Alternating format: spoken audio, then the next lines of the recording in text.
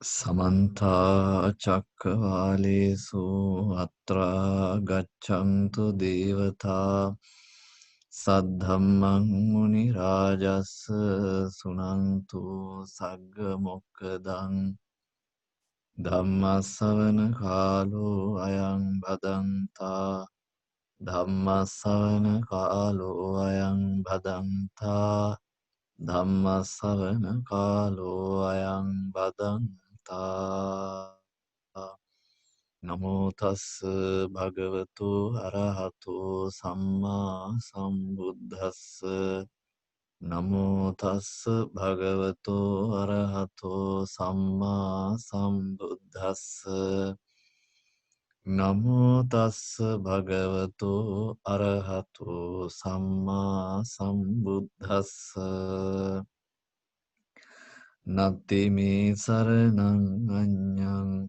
බුද්ධෝ මේ සරණං වරං ඒතේන සච්ච වජ්ජේන හෝතු තේ ජය මංගලං නත්ති මේ සරණං අඤ්ඤං ධම්මෝ මේ සරණං වරං ඒතේන සච්ච වජ්ජේන හෝතු තේ ජය මංගලං නත්ති මේ සරණං අඤ්ඤං සංඝෝ මේ සරණං වරං ඊතේන සච්ච පජ්ජේන හෝතු තේ ජය මංගලං සාදු සාදු සාදු තත්ත කතමං දුක්ඛං අරිය සත්‍යං ජාතිපි දුක්ඛා ජරාපි දුක්ඛා මරණම්පි දුක්ඛං සෝක පරිදේව දුක්ඛ දෝමනස්සුපායාසාපි දුක්ඛා අප්පේහි සම්පයෝගෝ දුක්ඛෝ පියේහි විප්පයෝගෝ දුක්ඛෝ යම් පිච්ඡං නලභති තම්පි දුක්ඛං සංකිත්තේන පංචුපාදා නක්ඛන්ධා දුක්ඛාති දහම් සභාවේ වැඩවසන ගෞරවනීය මහා සංඝරත්නයන් ධර්මීය දේශනය පිණිස අවසර ප්‍රාර්ථනා කරනවා. ධර්මය ශ්‍රවණය කිරීමට බලාපොරොත්තු වෙන ශ්‍රද්ධාවන්ත පින්වතුනි පින්වතියනි, ධර්ම දායාද නමින් පිළිටුවා ගන්නට යෙදුණු පින්වත් වැඩපිළිවෙලක මූලාරම්භය හැටියට අද දිනේ අපිට සනිටුහන් කරන්න පුළුවන්කම ලැබෙනවා. විශේෂයෙන් අතිගෞරවනීය අපගේ පින්වත් ඉන්ද්‍රහේනේ ධම්මදේව අපගේ පණ්ඩිත හාමුදුරන් වහන්සේ ඇතුළු කොටගත් ගෞරවනීය මහා සංඝරත්නය එකට එකමුතු වෙලා සිදු කරන්නට යෙදෙන අත්‍යුදරතර වැඩපිළිවෙලක් හැටියට මේ උතුම් වැඩපිළිවෙල අපිට සලකන්න පුළුවන්කම ලැබෙනවා. අතිගෞරවනීය අපේ පණ්ඩිත හාමුදුරන් වහන්සේ අවස්ථා කිහිපයකදීම මේ පිළිබඳව සාකච්ඡාවට භාජනය කළා, සාකච්ඡා කළා. මේ අවස්ථාව මූලාරම්භයක් හැටියට සනිටුහන් කළත්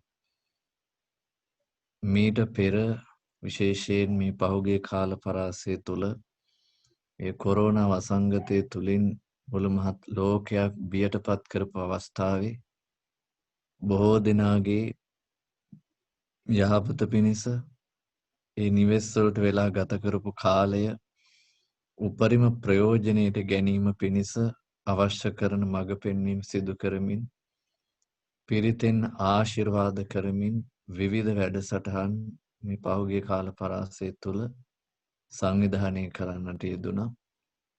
ඒ හැම කටයුත්තකදීම මේ පින්වත් මහා සංඝරත්නය මූලිකත්වය ගන්නට යෙදුණා. ඉතින් තවදුරටත් එය නව මුහුණුවරකින් පවත්වා ගැනීමේ අභිලාෂය ඇතුව දිගින් දිගට සාකච්ඡා කරමින් බොහෝ අයගේ අවවාද උපදෙස් සහ මඟ පෙන්වීම් ලබා ගනිමින් ඉතා මැනවින් මේ වැඩපිළිවෙල සංවිධානය වෙමින් පවතිනවා. ඉතින් අද දිනේදී මංගල ධර්ම දේශනාව හැටියට මේ උතුම් දේශනේ පැවැත්වීමට යෙදෙනවා. ඉතින් අප්‍රමාණ සිතින් මෛත්‍රී සිතින් ගෞරවයෙන් යුක්තව මේ අවස්ථාව ලැබීම පිළිබඳව නිහතමානීව අප්‍රමාණව සන්තෝෂයට පත් වෙනවා. විශේෂයෙන් මේ සඳහා ආරාධනා කරන්නට යෙදුන අති ගෞරවනීය අපගේ පින්වත් රාජකීය පඬිත ඉඳුරුහෙණි ධම්මදේව පඬිත හාමුදුරන් වහන්සේටත්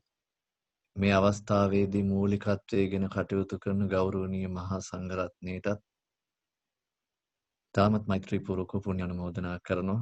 ඔබ වහන්සේලා විසින් ආරම්භ කරන්නට යෙදුණු මේ උතුම් ශ්‍රේෂ්ඨ වැඩපිළිවෙල ਸਰව ප්‍රකාරින්ම සාර්ථක කරගෙන ලෝක සත්වයාගේ යහපත පිණිස ඒ වගේම ලෝක සත්වයාගේ ශාන්තිය පිණිස සුවය පිණිස විශේෂයෙන් උතුම් ආර්ය සත්‍ය අවබෝධය පිණිස මේ උතුම් වැඩපිළිවෙල සාර්ථක කරගන්නට අවශ්‍ය කරන සියලුම කායික ශක්තිය මානසික ශක්තිය තෙරුවනේ අනන්ත ගුණ බලයෙන් ඒකාන්තයෙන්ම ලැබේවා කියන ආශිංසනය මේ වෙලාවේ ප්‍රාර්ථනා කරනවා.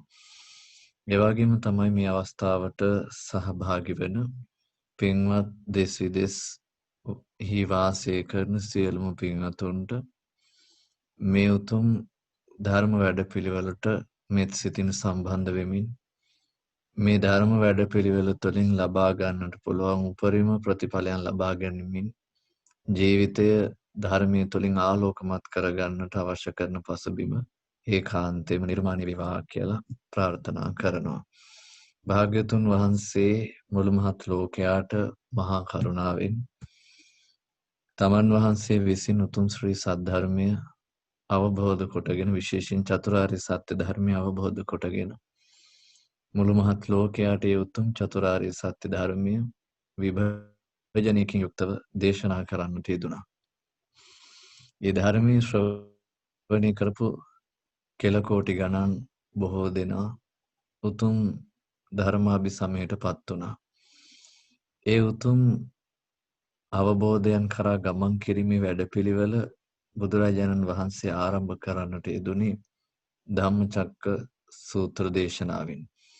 ඒ ධම්මචක්ක සූත්‍ර දේශනාව ඒ මංගල ධර්ම දේශනාව භාගතුන් වහන්සේ ලෝකයාට දේශනා කරන්නට යෙදුනේ උතුම් ඇසළ පොහෝ දිනයක. ඒ උතුම් පොහෝ දිනේ සිසිලස විඳින මේ දවස් කිහිපය තුළ මෙවැනි වැඩසටහනක් තුළින් ආර්ය සත්‍යයන්ම මාතෘකා කොට ගනිමින් සාකච්ඡා කරමින් පවත්වන්නට යෙදීමත් එක්තරා සුවිශේෂී දෙයක් හැටියට අපි දකිනවා.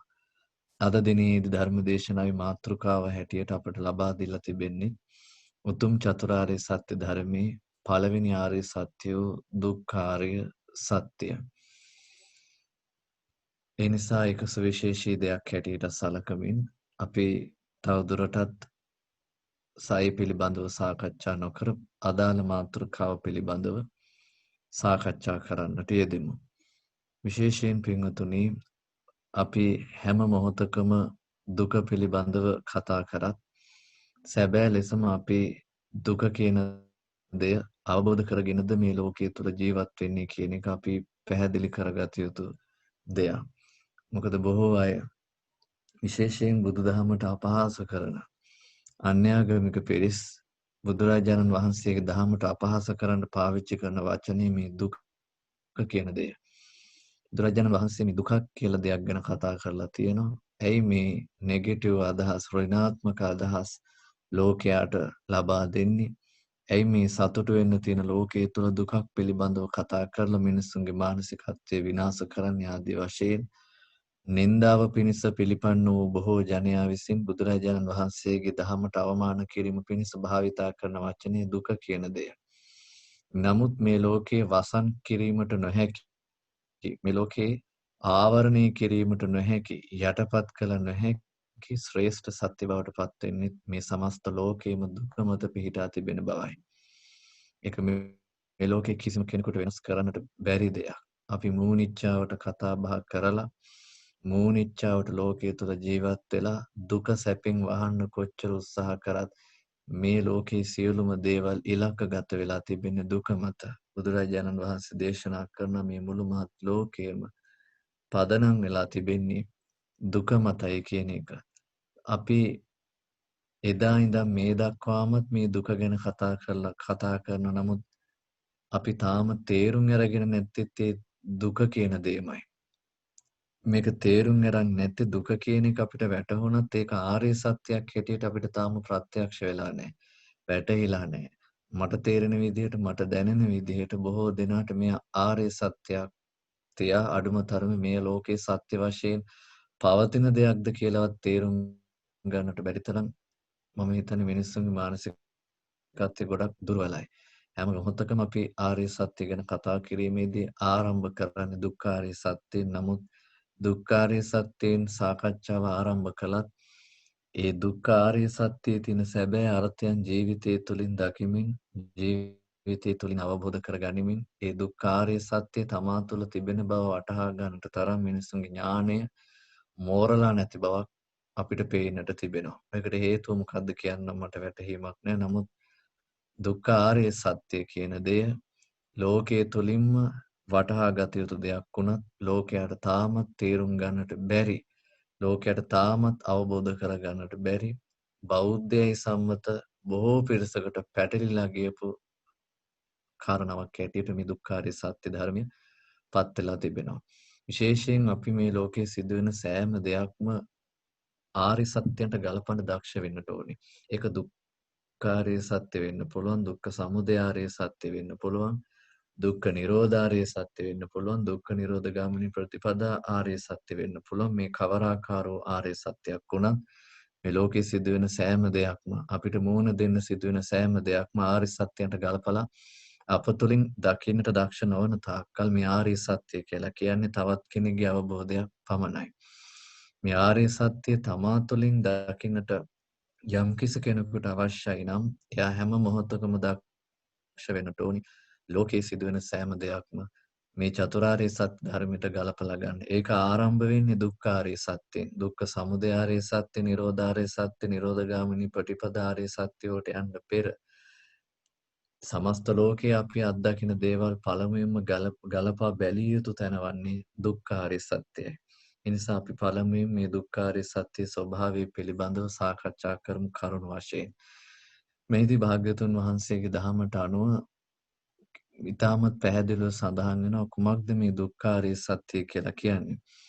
අපි නිතරම කතා කරනවා මේ දුක්ඛාරිය සත්‍යයේ තියෙන ස්වභාවය. භාග්‍යවතුන් වහන්සේ පෙන්වලා දෙනවා කුමක්ද මේ වෙනස් නොවන අවිතත වූ භාවයෙන් පවතින ලෝකයට මුහුණ දෙන්න සිද්ධ වෙන ලෝකෙම සමස්ත ලෝකෙම පිහිටා සිටින මේ දුක කුමක්ද? මේ උත්තරීතර ආර්ය සත්‍ය කුමක්ද? එහිදී භාග්‍යවතුන් වහන්සේගේ දහමට අනුව අපි ආකාර 12කින් මේ උතුම් ආර්ය සත්‍ය හඳුනා ගන්නවා. එතනදී මේ ආර්ය සත්‍ය හඳුනා ගැනීමේදී පළවෙනි කාරණාව බවට පත් වෙන්නේ පින්වතුනි ජාතිපි දුක්ඛ කියන එක. ඒ කියන්නේ ඉපදීම කියන එක දුකක්. මම මේවා පිළිබඳව විශේෂයෙන් කතා කරන්න බලාපොරොත්තු වෙන්නේ නැහැ. නිතරම සංවාදයට භාජනය වෙන නිසා. කෙටියෙන් මතක තබා ගන්න. දුක්ඛාරිය සත්‍ය විග්‍රහයේදී අපි පළමුවෙන්ම පටන් ගන්න ඒ ආර්ය සත්‍ය වටහා ගැනීමට ජාතිප දුක්ඛ කියන තැනින්. ඒ කියන්නේ ඉපදීම දුකක් කියන තැනින්. ඊළඟට ජරාපි දුක්ඛ. ජරාපි දුක්ඛ කියලා කියන්නේ වයසට යෑම කියන එක දුකක්. ඒ වයසට යෑම කියන එක අපිට එකපාරට අපේ ඔළුවට එන්නේ වයසට ගියපු චරිතයක් වුණත් මොහොතක් පාසා මේ දිරදිරා යන ලෝක ස්වභාවය තුළ ඒ වටහාගත යුතු ආර්ය සත්‍යයක් පවතින බව අපි තේරුම් ගන්නට ඕනේ. ඒක වයසට ගිහිල්ලා දකින්න තිබෙන එකක් නෙමෙයි මේ මොහොතක් පාසා සිදුවෙන දෙයක් කියන වැටහීම් ඥාණය අපි අප තුළ ඇති කරගත යුතුයි. එතකොට දෙවෙනි කාරණාව හැටියට මේ ආර්ය සත්‍ය විග්‍රහයේදී සඳහන් වෙන්නේ ජරාපි දුක්ඛ කියන එක. වයසට යෑම ජරාවටපත් වීම දුක. ඒ වගේම ඊළඟ කාරණාව හැටියට සඳහන් වෙන්නේ මරණම්පි දුක්ඛං. මේ මරණය කියන්නේ ඒකාන්තයෙන්ම දුක. ඕනෑම සත්වෙක් මේ ලෝකයේ තුල යම්කිසි සත්වෙක් හැටියට සම්මත වූ යමෙක්ගේ පහළවීමක් වෙද්ද ඒ පහළවන්නා වූ සත්වයින්ගේ සම්මතය තුල පහළවන්නා වූ සත්වයින්ගේ යම් මරණයක් වෙත්නම් ඒ දුකක් හැටියටයි භාග්‍යතුන් වහන්සේ දුක්ඛාරය සත්‍යයේදී විග්‍රහ කරන්නේ. ඒ වගේම ශෝකය කියලා කියන්නේ දුක. විවිධ දේවල් නිසා සමහර විට යාන වාහන නැති වෙන්න පුළුවන්. ගේ වතු පිටි ඉඩ කඩම් මේ වගේ දේවල් නැති වෙලා යන්න පුළුවන්, විනාශ වෙන්න පුළුවන්. අපි හදාගත්ත ගෙවල් දොරවල් විනාශ වෙන්න පුළුවන්. දරුවන් අපෙන් ඉවත් වෙලා යන්න පුළුවන්. අතක් පයක් කැඩෙන්න පුළුවන්. මේ ආදි වශයෙන් විවිධ හේතුන් නිසා හිතේ හටගන්නා යම්කිසි ශෝකයක් වෙත්නම් ඒ ශෝකය භාග්‍යතුන් වහන්සේගේ දහමට අනුව ඊළඟ දුක්ඛාරය සත්‍ය නියෝජනය කරන කාරණාව බවට පත් වෙනවා. මේක අපිට හැම මොහොතකම අපේ සිතේ තියෙන අපේ සිතේ අපි අත්දකින අපේ ජීවිතේ නිමින් නැතුව අපි අත්විඳින දෙයක් බවට ඒකාන්තයෙන්ම පත් වෙලා තිබෙනවා. ඔබේ ජීවිතේ මොනතරම් කටයුතු කරත් ආපස්සට වර්ජනය කරලා බලද්දී ඔබ හිත හැම වෙලාවකම බොහෝ වෙලාවට ශෝකයේ කියන මේ දුක්ඛ ස්වභාවයෙන් පෙළීලා තිබෙන බව ඔබට පසක් වේවි. දවසක් ගත්තත්, දවස් දෙකක් ගත්තත්, අවුරුද්දක් ගත්තත්, මාසයක් ගත්තත් මේ කොයි විදිහට අරගෙන අපි වැඩිමනක් අපේ සිත වැඩ කරලා තියෙන කුමක් එක්කද කියලා බැලුවොත් අපිට වැටෙන දේ තමයි බොහෝ වෙලාවට මේ සිත වැඩ කරලා තිබෙන්නේ ශෝකයත් එක්ක. යම් යම් නැතිවීම, හැලහැප්පීම් මේ වගේ දේවල් නිසා හැම මොහොතකම මේ සිත ශෝකයෙන් වෙලිලා වාසය කරපු බවක් අපිට දැක ගන්නට ලැබෙනවා. යම් කිසි ශෝකී බවක් වෙත්නම් යම් හේතුවක් නිසා හෝ යම් ශෝකයක් හට ගන්නවා නම් ඒ සමස්ත ශෝක ස්වභාවයන් අපිට මේ ශෝක කියන ස්වභාවයට දාලා අපිට ගණනය කරන්න පුළුවන්කම ලැබෙනවා. දුක්ඛාරය සත්‍ය විග්‍රහ කිරීමේදී ඊළඟ කාරණාව හැටියට පැහැදිලි වෙන්නේ ශෝකය. ඊළඟට පරිදේවය.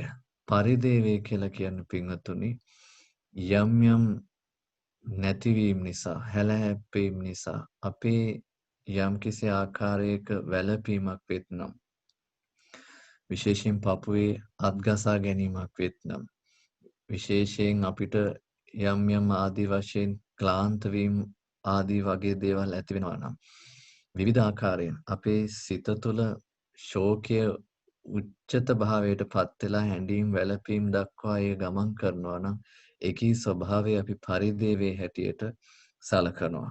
ඒ වගේම ඊළඟට මේ දුක්ඛාරය සත්‍යයේදී විග්‍රහ වෙන ඊළඟ කාරණාව තමයි දුක්ඛ දුක්ඛය කියලා කියන්නේ. දුක්ඛ දුක්ඛය කියලා කියන්නේ කායික වශයෙන්. කායික වශයෙන් යම් තාක් පීඩාවක්, කරදරයක්, අපහසුතාවයක් වගේ දෙයක් විඳිනවා නම් යම් පීඩාවක් ලබනවා නම් ඒ සියල්ලම දුක්ඛ දුක්ඛේ හැටියටයි අපි ගණනය කරන්නේ. ඊළඟට දෝමනස්ස. දෝමනස්ස කියලා කියන්නේ පින්වතුනි මානසික වශයෙන් යම් කිසි පීඩාවක් වෙත්නම් දුකක් විඳිනවා නම් කරදරයක් විඳිනවා නම් අවමානයක් ලබනවා නම් මානසික වශයෙන් යම් කිසි පසුතැවීමක් තිබෙනවා නම් මේ සියල්ලම වැටෙන්නේ දෝමනස්ස කියන ගණයට. බොහෝ වෙලාවට අපිට කායික වශයෙන් අපි විඳින වේදනාව වලටත් වඩා අපි අපේ ජීවිතේ වඩාත්ම අපි දුක් විඳින්නේ මානසික වශයෙන්. සමහර අභියෝග අපේ ජීවිතයට එනකොට ඒ අභියෝග ජය ගන්න බැරුව ඒ අභියෝග අපේ ජීවිතයට ප්‍රශ්නයක් කරගෙන අපි විඳවනවා අනන්තයි. බොහෝ වෙලාවට මිනිස්සු මනුෂ්‍යත්වයේ තුළ මිනිස්සුන්ගේ ස්වરૂපය අපි සලකා බලනකොට අපිට පැහැදිලි වෙන දෙයක් තමයි මිනිස්සු බොහෝ වෙලාවට කායික දුක් වලට වඩා මානසික වශයෙන් ගොඩක් දුක් විඳිනවා කියන එක අපිට ඉතාමත් පැහැදිලි වූ දෙයක්. බුදුරජාණන් වහන්සේ වදාළ මේක මිනිසුන්ට විතරක් සාධාරණ වූ ආර්ය සත්‍යයක් නෙවෙයි, මේක සමස්ත ලෝකයටම තියෙන දෙයක්. එතකොට දෝමනස්සය කියන එක මානසික වශයෙන් යම් තාක් දුකක් විඳිනවා නම් ඒක මිනිස්සු හැටියට අපිට විශේෂයෙන් අත්දකින්න පුළුවන් දෙයක් හැටියටයි මම එතනදී පැහැදිලි කරන්නට යෙදුනේ. ඒක දුක්ඛාරය සත්‍ය තවත් එක නියෝජනයක්. ඊළඟට උපායාස. උපායාසය කියලා කියන්නේ පින්වතුනි මේ යම් යම් කායික දුක් වේවා මානසික දුක් වේවා මේ සියල්ල නිසා හිතේ ඇති වෙලා තිබෙන යම්කිසි වෙහෙසක් වෙත්නම්, එපා වුණු ස්වභාවයක් වෙත්නම්, වෙහෙසකාරී ගතියක් වෙත්නම් එවැනි ස්වභාවයට අපි කියන උපායාසය කියලා. සමහර ප්‍රශ්න ඇවිල්ලා අපිට එපා වුණාම අපිට කිසි දෙයක් හිතා ගන්න බැරුව, කර කියා ගන්න බැරුව අපි නිකන් මේ ගල් ගැහිලා ඉන්නවා. ඇති ප්‍රශ්නිකුත් නැහැ. ඇහි කඳුලකුත් නැහැ. කරන්න කිසි දෙයක් හිතෙන්නෙත් නැහැ. නමුත් ඔහේ බලාගෙන ඉන්නවා. බොහෝ වෙලාවට සමහර අවස්ථාවලදී කායික මානසික පීඩා ඇති වෙනකොට මේ දේවල් දරා ගැනීමට නොහැකි වෙනකොට අපි උපායාසය කියන තැන තමයි නතර වෙන්නේ. කියන්නේ ඒ තුලින් ඉතුරු වෙන වෙහෙස තුල අපි නතර වෙලා ඒ තුල යම්කිසි පීඩාවකට ඒකාන්තයෙන්ම පත් වෙනවා. ඒ වගේම ඊළඟට මේ දුක්ඛ ආර්ය සත්‍ය නියෝජනය කරන ඊළඟ කොටස තමයි ප්‍රියේහි විප්‍රයෝගෝ දුක්ඛෝ. ප්‍රියයන්ගෙන් වෙන්වීම කියන එකත් මේ දුක්ඛ ආර්ය සත්‍ය නියෝජනය කරන තවත් එක කොටසක්. අපි කොච්චර ආදරය කරත් කොච්චර ගෞරව කරත් ඒ ආදරය කරන ගෞරව කරන දේවල් තුළින් පුද්ගලයන්ගෙන් අපිට මේ ලෝකයේ තුල ඈත් වෙන්න සිද්ධ වීම භාග්‍යතුන් වහන්සේ සඳහන් කරේ දුක්ඛාරිය සත්‍ය නියෝජනයක් කියලා. ඊළඟට අපේ සංපයෝග දුක්ඛ අප්‍රියයන් හා එකතු වීම කියලා කියන්නේ ඒකාන්තයෙන්ම මේ දුක්ඛාරිය සත්‍යයේ තවත් එක නියෝජනයක්. අපි කොපමණ අපිට හිත කැමති පිරිස ඇසුරු කරන්න අපි කොපමණ ප්‍රාර්ථනා කරත් මේ ලෝකයේ තුල අපිට අපි කැමති අය විතරක් නෙවෙයි අපිට අකමැති අයත් මුණ ගැහෙනවා. එයාලා ඇසුරු කරන්න අපිට සිද්ධ වෙනවා. ඒ තුලින් අපි නොයෙකුත් පීඩා අපි ලබනවා වෙන්නත් පුළුවන්. අප්‍රිය සංප්‍රයෝගෝ දුක්ඛෝ හැටියට භාග්‍යතුන් වහන්සේ දුක්ඛාරිය සත්‍ය නියෝජනයක් හැටියට පෙන්වුවේ මේ අප්‍රියයන් හා එකතු වීම ඒකාන්තයෙන්ම දුකක් කියන එක.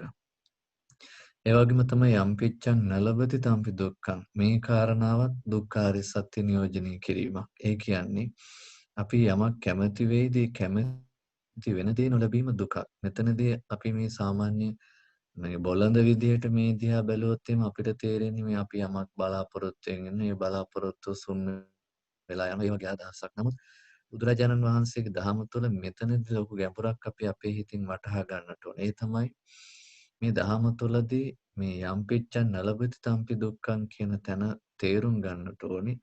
බොහෝ අය කැමති නොමරී ජීවත් වෙන්න. බොහෝ අය කැමති වයසට යන්න නැතුව ජීවත් වෙන්න. බොහෝ අය කැමති ලෙඩ දුක් නැතුව ජීවත් වෙන්න. බොහෝ අය කැමති ලෙඩ දුක් නැති සමාජයක් අත්දකින්න. බොහෝ අය කැමති ප්‍රියයන්ගෙන් වෙන් නොවි වාසය කරන්න.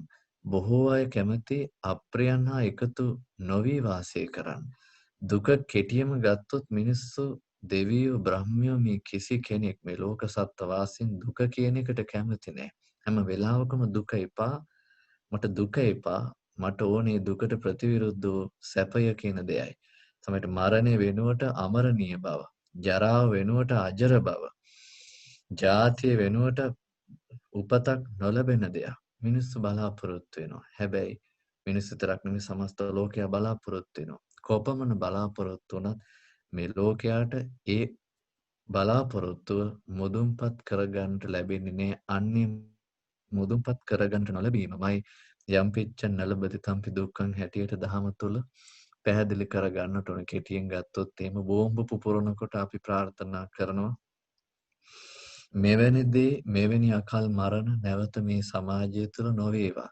නමුත් එවැනි අකල් මරණ එදා සිට අද දක්වාම වෙනවා. විවිධ වසංගත ලෙඩ රෝග පැතිරලා මේ මිනිස්සයා රෝගී වෙනකොට අපි ප්‍රාර්ථනා කරනවා මෙවැනි රෝගාබාධ ලෝකයේ තුල නැවත ඇති නොවිය. නමුත් තාමත් ඇති වෙලා තියෙන එකවත් අපිට පාලනය කරගන්න බැරි වෙලා තිබෙනවා.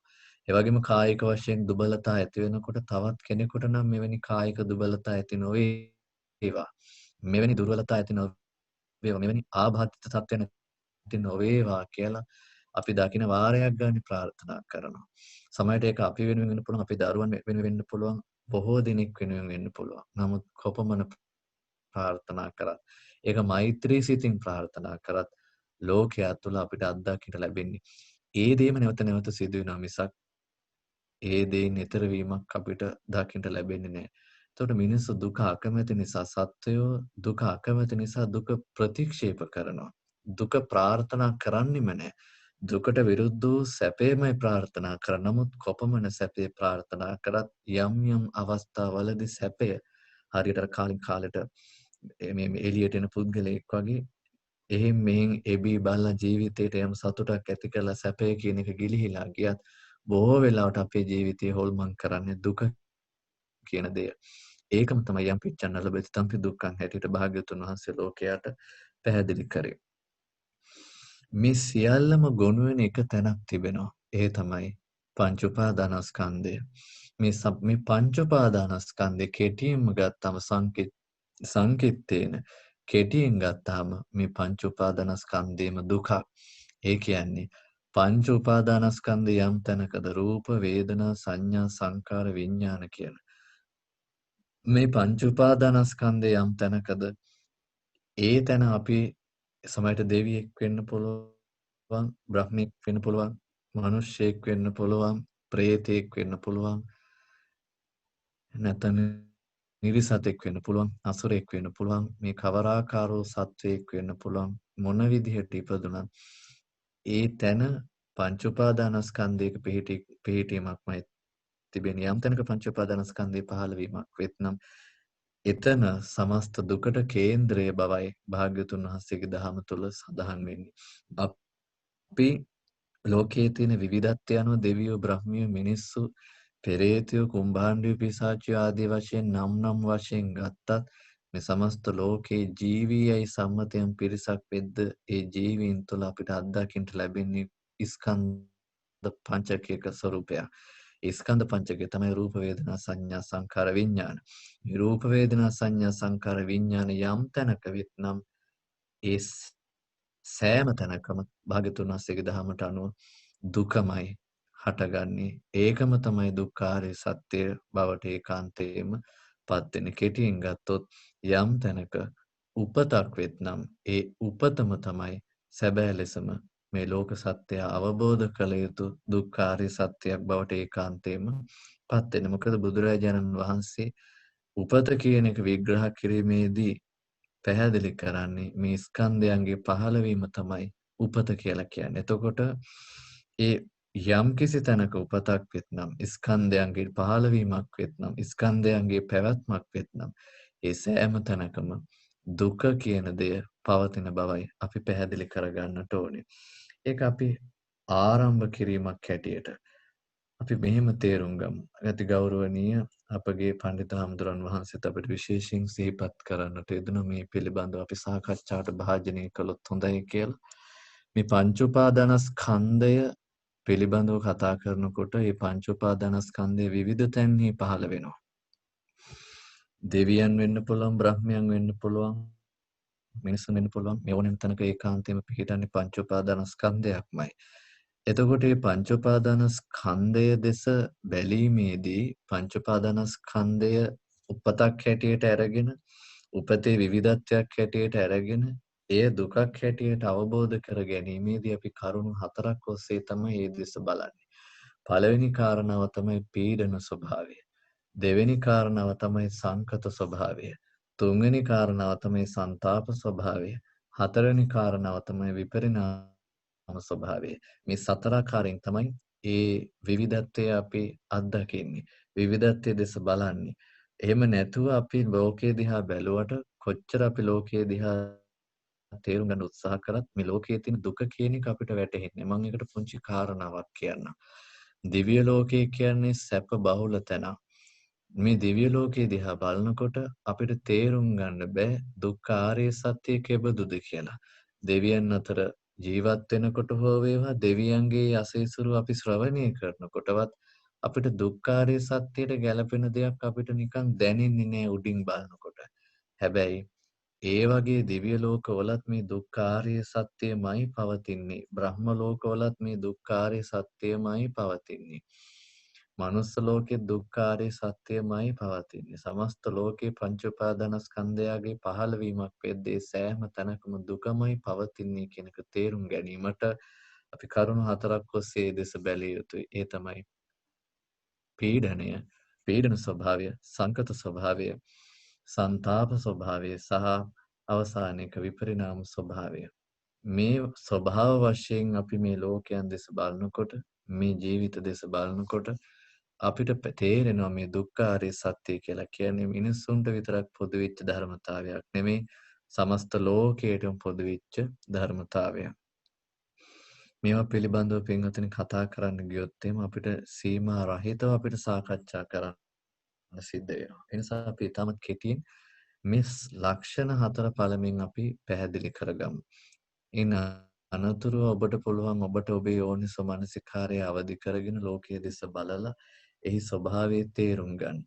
පීඩන මේ ලෝක සත්වයන්ගේ උපතත් සමග මේ ලැබෙන දුක අවබෝධ කර ගැනීමේදී අපිට භාවිතා කරන්න තිබෙන බලන්න තිබෙන පළවෙනි ස්වභාවය පීඩන ස්වභාවය කියලා කියන්නේ මේ ලෝකයක් පීඩාවට පත් වෙන ආකාරය බලන්න.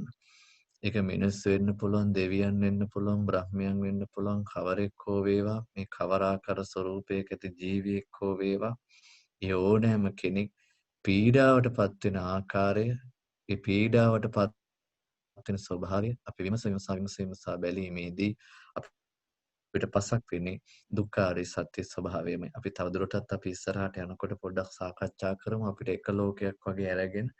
එතකොට ඔබට පැහැදිලි වේවි මොනතරම් මේ තුල දුකක් කියන දෙයක් තැම්පත් වෙලා තිබෙනවද කියන එක. දෙවෙනි ස්වභාවය තමයි සංකත ස්වභාවය. සංකත ස්වභාවය කියලා කියන්නේ මේ සෑම උපතකටම මේ සෑම තැනකම මේ ජීවීන්ගේ පහළ වීමට යම්කිසි හේතුවක් තිබෙනවා. ඒ හේතුවක් නිසා හටගත්තා වූ ඵලයක් කියන මේ සංකත ස්වභාවයෙන් ඒ ධර්මතා දෙස බැලීමේදී අපිට පසක් වෙන්නේ දුක්ඛාරය සත්‍යමයි. අප එදිනෙදා ජීවත් වෙනකොට සමහර ජීවින් දෙස බලා අනේ මේ හේතුඵල ධම කර්මයක් කියලා ඔබ යම්කිසි වැටහීම් ඥානයක් උපදවා ගන්නවා නම් මේ උපදවා ගන්නේම දුක්ඛාරය සත්‍ය ස්වභාවයමයි. ඒතර දෙවෙනි ස්වභාවය තමයි තේරුම් ගැනීමේදී භාවිතා කරන ඒ තමයි සංකත ස්වභාවය. සංකත ස්වභාවය කියලා කියන්නේ හේතුඵල ධමයක් ඔස්සේ මේ ලෝකයේ දෙස බලනවා. ඊළඟට සන්තාප ස්වභාවය. දැවීම් ඇති කරන බව බලනවා. දිව්‍ය ලෝකයේ වේවා, බ්‍රහ්ම ලෝකයේ වේවා, මනුෂ්‍ය ලෝකයේ වේවා මේ හැම තැනකම දැවීම් ඇති කරන ආකාරය හොඳට බලන්න. ඒතකොට යම් දැවීමක් ඇති වෙන බවක් ඔබ යම් කිසි අවස්ථාවක යම් කිසි ජීවියෙකුගේ ස්වරූපයක් තුළින් හෝ යම් කිසි ලෝකයක් තුළින් ඔබ අත්දකිනවා නම් ඔබ මෙනෙහි කරන්නේ දුක්ඛාරය සත්‍යයට අයිති දෙයක්. ඊළඟට විපරිණාම ස්වභාවය කියලා කියන්නේ පවතින ස්වභාවයන් වෙනස් වෙලා යන ආකාරය. දෙවියන් වෙලා ඉන්න අය බ්‍රහ්මයන් වෙනවා, බ්‍රහ්මයන් වෙලා ඉන්න අය පෙරේතයෝ කුම්භාණ්ඩ වෙනවා, විවිධ මේ අවස්ථාවේදී සැප විඳින අය ඊළඟ අවස්ථාවේ දුකටපත් වෙන එක, මේ අවස්ථාවේදී දුකටපත් වෙලා ඉන්න ඊළඟ අවස්ථාවේදී සැප විඳින එක මේ විපරිණාමයම බුදුරජාණන් වහන්සේගේ දහම් මට අනුව පැහැදිලි කරගන්නට ඕනේ දුක්ඛාරය සත්‍ය ස්වභාවයක්. එතකොට මේ විදිහට පීඩනය, පීඩන ස්වභාවය, සංකත ස්වභාවය, සන්තාප ස්වභාවය සහ විපරිණාම ස්වභාවය කියන මේ ස්වභාව ඔස්සේ දෙවියන් දෙස බලනකොට, බ්‍රහ්මයන් දෙස බලනකොට, මිනිසුන් දෙස බලනකොට, විවිධ ලෝතලයන් දෙස බලනකොට අපිට දැනෙන්නේම ප්‍රත්‍යක්ෂ වෙන්නේම පසක් වෙන්නේම දුක්ඛාරය සත්‍යයේ තියෙන ස්වභාවයමයි දුක්ඛාරය සත්‍යයමයි අපිට ඒ තුළින් ලෝකයේ තුල දැක ගන්නට පුළුවන්කම ලැබෙන්නේ. අපි තවදුරටත් ඒ පිළිබඳ උදාහරණයක් හැටියට අරගෙන අපි විමසීමක් කරමු මේ විදිහට. මෙතන තේරුම් ගන්නට උන් තව දෙයක් තමයි දැන් මේ ස්වභාව හතරක් තිබෙනවනේ පීඩන ස්වභාවය, සංකත ස්වභාවය, ඊළඟට මේ සන්තාප ස්වභාවය සහ විපරිණාම ස්වභාවය කියලා. මේ ස්වභාව හතරින් ප්‍රධාන වෙන්නේ පීඩනය කියන එක. මේ හැම දෙයකම ප්‍රධානත්වය ගන්න පීඩන ස්වභාවය. යම් කිසි තැනක හේතුන්ගෙන් හට ගැනීමක් වෙයිද ඒ කියන්නේ සංකත ස්වභාවයක් වෙයිද? යම් කිසි තැනක දැවීමක් වෙයිද ඒ කියන්නේ සන්තාප ස්වභාවයක් වෙයිද? යම් කිසි තැනක වෙනස් වීමක් වෙයිද ඒ කියන්නේ විපරිණාම ස්වභාවයක් වෙද්ද? ඒ ආකාර තුනෙන්ම උපනැන් වෙන්නේ පීඩන ස්වභාවය. එතකොට සංකත, සන්තාප, විපරිණාම කියන මේ ත්‍රිත්වයම පීඩන කියන ස්වභාවයේම අංග හැටියට සලකපුවාම අපිට මේක තේරුම් ගන්නට ඉතාමත් පහසු වෙනවා. අපි බ්‍රහ්ම ලෝකයේ ගමු. මොකද අපිට අපාය ගැන කතා කරනකොට ඒකේ දුක පිළිබඳව අපිට තේරුම් ගන්න ඉතාමත් පහසුයි. මොකද හැම මොහොතකම විඳින්නේ දුක. පෙරේත ලෝකයේ ගත්තාම අසුර ලෝකයේ ගත්තාම මේ හැම අවස්ථාවකදීම අස්සක් මුල්ලක් නැර පීඩා විඳින දුකෙන්. නමුත් බ්‍රහ්ම ලෝක දිව්‍ය ලෝකවල මේ දුක්ඛාරිය සත්‍ය ඉස්මතු කරලා දකිනවා කියන එක ලේසි පහසු කාර්යයක් නෙවෙයි. ඔබට පහසු වීම පිණිස අවබෝධයට පහසු වීම පිණිස අපි 11ක් වගේ අරගෙන අපි සාකච්ඡා කරමු. කොහොමද මේ සතර ආකාරයෙන් දැකලා මේ ආර්ය සත්‍යයට මේ ලෝකයේ තිබෙන දුක ගලපා ගන්න කියලා. බැලූ බැල්මට අපි ඉස්සලා ගමු බ්‍රහ්ම ලෝකය. බැලූ බැල්මට බ්‍රහ්ම ලෝකයේ දිහා බලන ඕනෑම කෙනෙකුට පින්වතුනි දැනෙන්නේ නැහැ. දැනෙන්නේ නැති දේ තමයි මේක දුකෙන් යුක්ත ලෝකයක් කියන එක දැනෙන්නේ නැහැ. මොකද ආයුෂය දිගයි. එයාලට ආය විශේෂයෙන් හරි හම්බ කරන්න කියලා දෙයක් නැහැ. විශේෂයෙන් හොයන්න දෙයක් නැහැ. විශේෂයෙන් උපයන්න දෙයක් නැහැ. එයාලා උපයාගත්ත දේවල් වලට අනුකූල මානසික වශයෙන් අප්‍රමාණ ප්‍රීතියක් ප්‍රමෝදයක් භුක්ති විඳින්මින් බ්‍රහ්මී ජීවත් වෙන්න බැලූ බැල්මට බ්‍රහ්ම ලෝකය කියලා කියන්නේ දුක්ඛාරිය සත්‍ය කියන එක නැති තැනක් දෝ කියලා බාහිරින් බලද්දි දැනෙනවා. නමුත් සැබෑ ලෙස විමසලා බලනකොට අපිට බ්‍රහ්ම ලෝකය කියලා කියන්නේ දුක්ඛාරිය සත්‍යෙට යටත් වූ දෙයක්. ඒක තේරෙන්න නම් අපි පටන් ගමු සංකත කියන තැනින්. මං කිව්වා පීඩන කියන ස්වභාවය අත්දකින්ට ලැබෙන්නේම සංකත සංතාප විපරිණාම කියන ස්වභාව තුනෙන්මයි. ස්වභාව ත්‍රිත්වයෙන්මයි. ඒ නිසා අපි පළමුවෙන් ආරම්භ කරමු සංකත ස්වභාවය. බ්‍රහ්ම ලෝකයේ තියෙන දුක්ඛාරය සත්‍ය වටහා ගන්න උදව් කරන මේ සංකත ස්වභාවය මොකක්ද? හේතුඵල සම්බන්ධකතාවය කුමක්ද? බ්‍රහ්මයෝ වෙන්නේ පින්වතුනි ධ්‍යාන වඩන අය මිසක් નિરાයාසයෙන් ගිහිල්ලා බ්‍රහ්ම ලෝකවල පහළ වීමක් කවදාවත් සිද්ධ වෙන්නේ නැහැ. බ්‍රහ්ම ලෝකවල උප්පත්ති ලැබීම පිණිස ඒකාන්තයෙන්ම ධ්‍යාන උපදවා ගත යුතුයි. ප්‍රථම ධ්‍යාන, ဒုတိ ධ්‍යාන, චතුර්ථ තෘතීය ධ්‍යාන, චතුර්ථ ධ්‍යාන. එතනින් එහාට ගියපුවාම අරූපාවචර ලෝක තිබෙනවා නම් ඒ අරූපාවචර ලෝකවලට යන්න ආකාසානංචායතනෙ, විඤ්ඤාණංචායතනෙ, ආකින්චඤ්ඤායතනෙ, නියසඤ්ඤා නාසඤ්ඤායතනෙ වැනි ධානයන් උපදවා ගැනීම අත්‍යවශ්‍යයි. ඒ ධානයන්ගෙන් තොරව මේ ලෝකවල පහළ වීමක් සිද්ධ වෙන්නේ නැහැ. එතකොට මේ ධාන උපදවා ගැනීම කියන එක ලේසි පහසු වැඩක්ද කියලා විමසා බලන්න. විශේෂයෙන් ධාන කරන උදවිය හුදකලාව ඇසුරු කළ යුතුයි. ඒ වෙනුවෙන් අප්‍රමාණ කැපවීමක් කළ යුතුයි. අපිට බුද්ධ වන්දනාවකටවත් අපේ සිත එක්තෙන් කරගන්න එක කොච්චරනම් අමාරුද? බුද්ධ වන්දනාවකට එකඟ කරගත්තත් බුද්ධ වන්දනාවේදී පාවිච්චි කරන එක ගාථාවකට අපේ සිත එක විදිහකට පවත්වා ගන්න කොච්චරනම් අපිට අමාරුද? ඒක ලේසි පහසු දෙයක් නෙමෙයි. හොඳට කල්පනා කරලා බලන්න. ආරම්භින අවසානයේ දක්වාම ඔබ සජ්ජායනා කරන ගාථා එක විදිහට එකම ආකාරයකට ඔබ සජ්ජායනා කරනවාද කියලා. එකම මෙනෙහි කිරීමකින් සජ්ජායනා කරනවාද කියලා. සජ්ජායනා කරත් ඒ තැනට හිත ගේන ඔබ කොච්චර වෙහෙසක් ඔබ දරන්නේ නැද්ද? ඒක එසේ නිකම්ම පැමිණෙන එකක් නෙමෙයි. බොහෝ වෙහෙසකින් බොහෝම සිහියෙන් යුක්තව පුරුදු කළ යුතු දෙයක්. ඉතින් ගාථාවකට හිත ගේන එක එච්චර අමාරු නම් ඒක එක අරමුණක සිත පිහිටවාගෙන ධානය කරා පැමිණවීම කියලා කියන්නේ ලේසි පහසු කාර්යයක් නෙමෙයි. අපි ජීවත් වෙන්නේ මේ විවිධ හැලහැප්පීම් ඇති ලෝකයක් තුළ. කායික සුවයට වඩා මානසික සුවය පවත්වා ගන්නවා කියන එක හරි අමාරු කාර්යයක්. ධානය කියලා කියන්නේ මානසික සුවයේ උපරිම తත්වය. එතකොට මේ මානසික සුවයේ උපරිම తත්වය කරා ගමන් කරන්න නම් මානසිකත්වයේ කොච්චරනම් පැහැබර වෙන්න ඕනේද? නමුත් ඔබ විශ්වාස කරනවාද මේ ලෝකයේ තුල ජීවත් වෙනකොට ඔබ වටේ ඉන්න අය ඔබට ඔබේ මානසිකත්වයේ සුවසේ පවත්වන්න උදව් කරනවා කියලාද ඔබ විශ්වාස කරන්නේ? අපේ මානසිකත්වයේ සුවසේ පවත්වන්න මේ ලෝකේ බොහෝ අය උපකාර කරන්නේ නැහැ. උපකාර කරොත් උපකාර කරන්නේ බොහොම අල්ප දෙනෙක්. එතකොට අපි 100ක් ගත්තොත් 100න් 99ක්ම අපේ මානසිකත්වය විනාශ කරන්න අපිට උපකාර කරනවා මිසක් අපේ මානසිකත්වය නිර්වෘල්ව පවත්වන්න අපිට උපකාර කරන්නේ නැහැ. එහෙව් ලෝකයක් තුළ ඒ තාඩන පීඩන ඒ මානසික බාධා සියල්ල මැඩ පවත්වාගෙන එක අරමුණකට හිත ගේනවා කියන එක ලේසි වැඩක් නෙමෙයි. ඒ නිසා එයාලා කරන දේ තමයි ගෘහස්ත ජීවිතේ හැරදමා වනගත වෙනවා.